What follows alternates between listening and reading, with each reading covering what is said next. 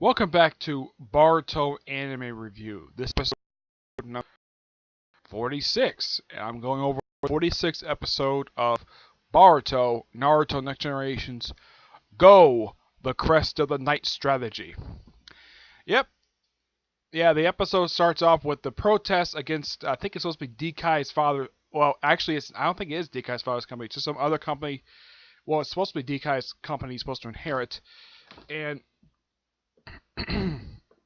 yeah, all these protesters are going to march on the building, and everybody's been assigned to certain teams, though only I'd say about 3 of the teams are actually seen doing something, and that's, well, Team Konohamaru, Team Mogi, and, of course, the team of, well, Dekai, Iwambi, and Metal Lee. Of course, Metal Lee is still in the hospital with a broken arm, like his father, ends up in the hospital as well. Iwambi is confined to the hospital. Dekai basically is just not doing very much. Of course, he did serve a plot purpose in this episode. First time probably quite a while. His plot purpose was to find out that all the protesters were under a genjutsu, and Sadara confirmed it. Yep, that they were under a genjutsu. And the first person, now there were certain characters, a bunch of characters, some of whom I haven't seen in quite a while, pop up in this episode. I mean, you have Kiba. First time, I think a couple episodes that we've seen him. Let's see, you have Choji, who doesn't do very much.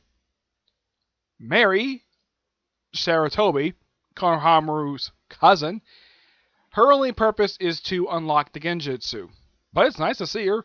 Heck, even Hibe shows up. Hinata's sister. First time in 37 episodes we've seen her.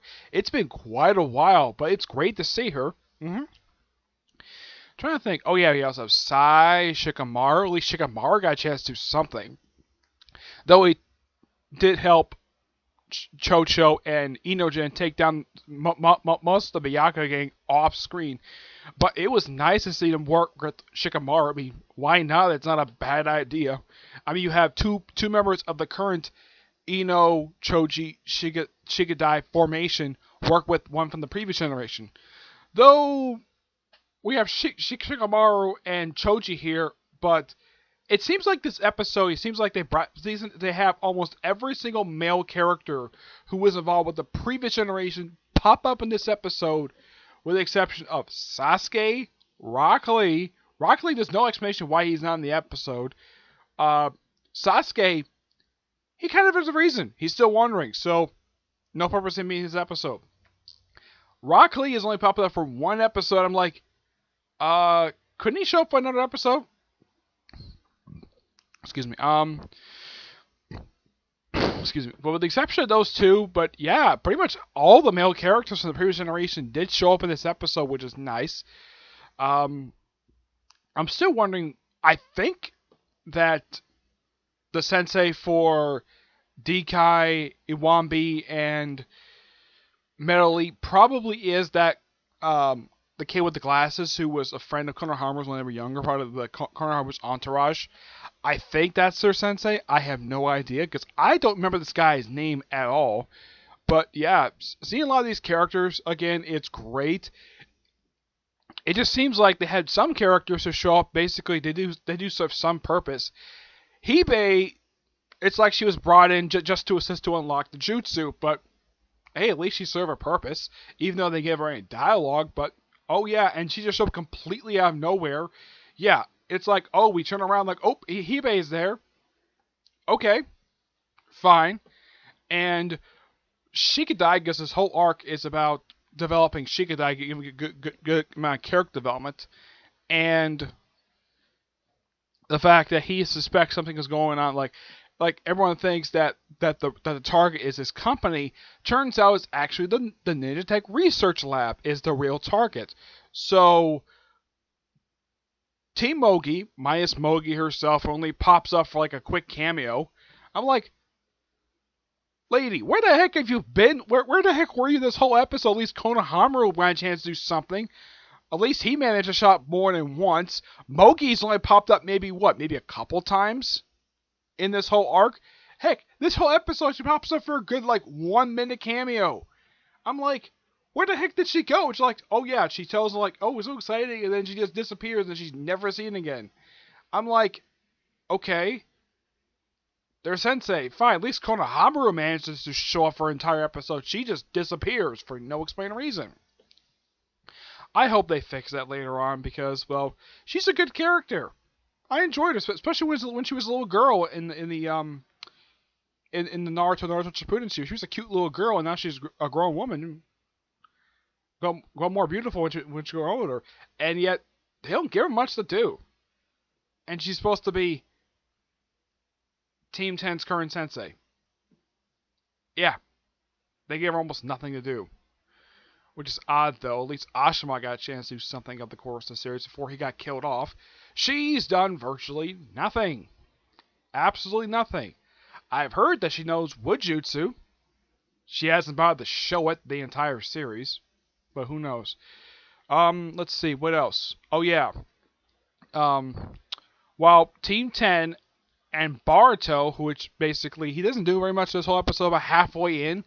Yeah, he shows up, doesn't do very much until about halfway in, and he goes along with Shikada with the Team 10 to go to the research lab, while Mitsuke relays a bunch of information around, which at least he's useful, even though he doesn't do very much, but at least he's useful spreading information, which is great. And he trusts Boruto's instincts because he actually says that in situations like this, Boruto's instincts are correct, which they have proven in the past they can be. And Mitsuke always tends to follow along with whatever Boruto goes along with. Yeah. So they go after the Byakuya gang with Team Tendo. Chocho and Inogen stay behind, while Shikadai and Boruto go after the leader and his nephew. Though, for some reason, Inogen didn't get a chance to use Super Beast Skull because it got burned to a crisp by one of the members, and all of a sudden Shikamaru shows up completely out of nowhere. Though it's explained that Mitsuke gave him a call, and he kind of suspected where he was, and they couldn't exactly follow him because they need somebody to keep an eye on these guys, otherwise they would break out. So, they're on their own. And, oh yeah, and Shikamaru refers to his own son first as my idiot son. I'm like, why does that sound so? Why does that type of dialogue sound so familiar? Yeah, it kind of reminds me of Rashur Kenshin, where Kenshin's sensei calls him his idiot apprentice, even though it's kind of similar. But why in the world would Shikamaru call his son idiot? It's so dumb. And they chase him on the train. And what they were after in the lab was this ninja. Apparently, they were after this scroll that contained all the ninjutsu that the Hidden Leaf knew in this one scroll. I'm like, what? Wouldn't that be in a bunch more scrolls than just one giant scroll? It's bizarre. And then they end we're on the train, and they're in the cargo car of the train, and that's where the episode ends. It's a really... Oh, almost forgot. Naruto got a chance to do something in this episode. First time he got a chance to pretty much anything in this whole series. First time in quite a while, because most of the time when you see him in the series, he's in his office.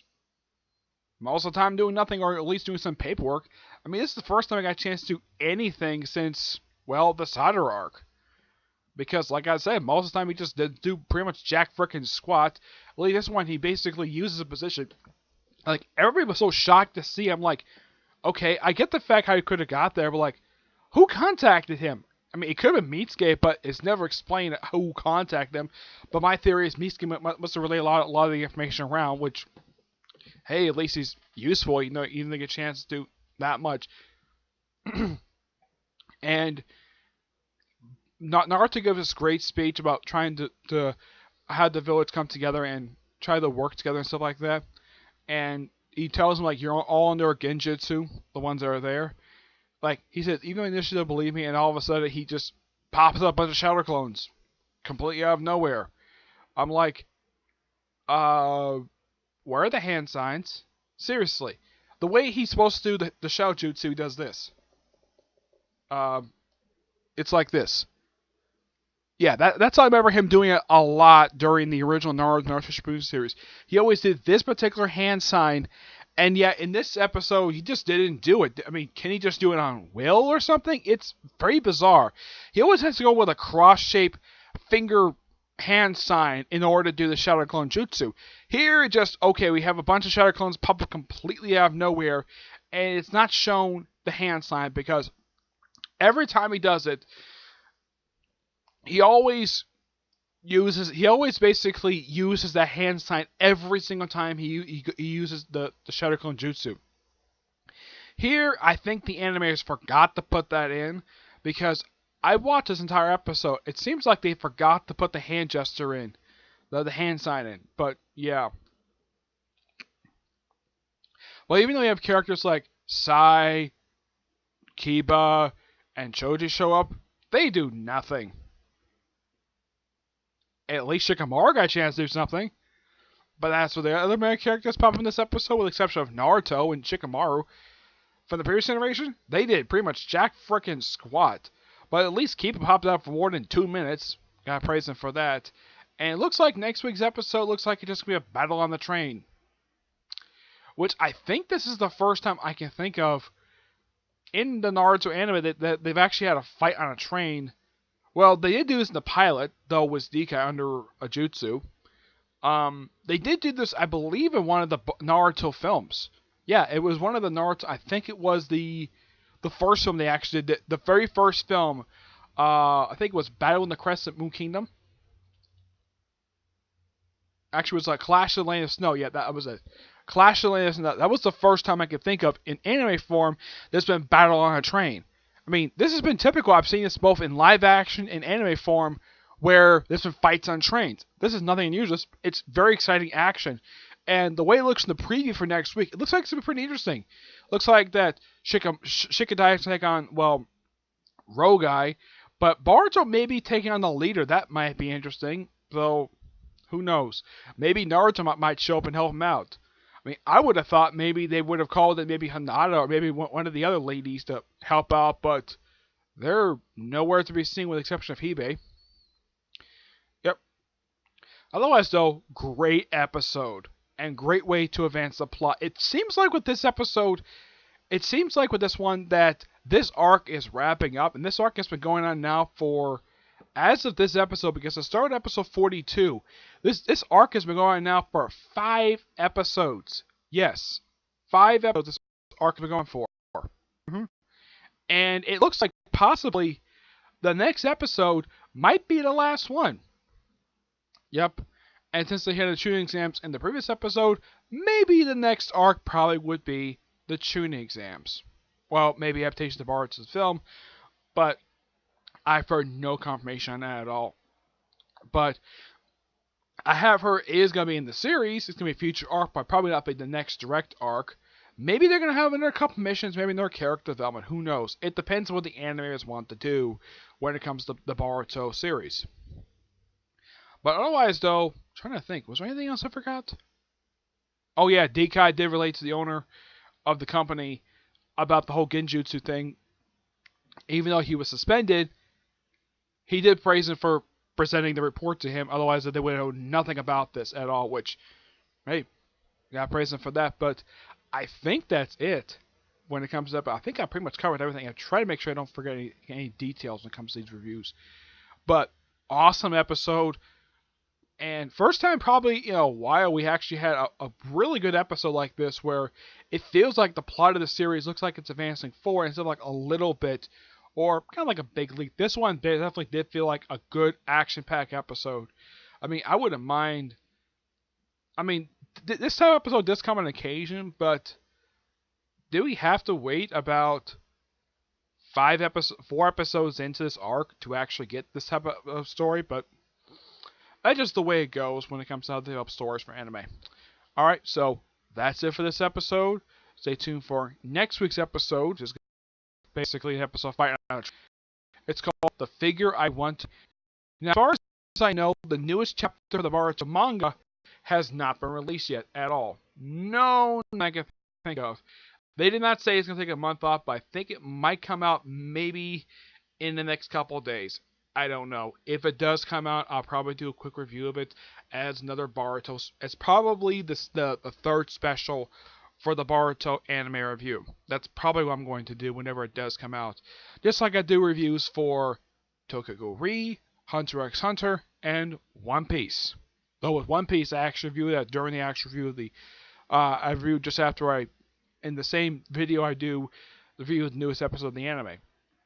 Though I do know that this week the manga is taking a week off, so they're going to slowly catch up with the manga. As of right now for the One Piece manga, I think they're right about 38 chapters behind right now. Yep. Alright, so, until I see you in the next video. Bye.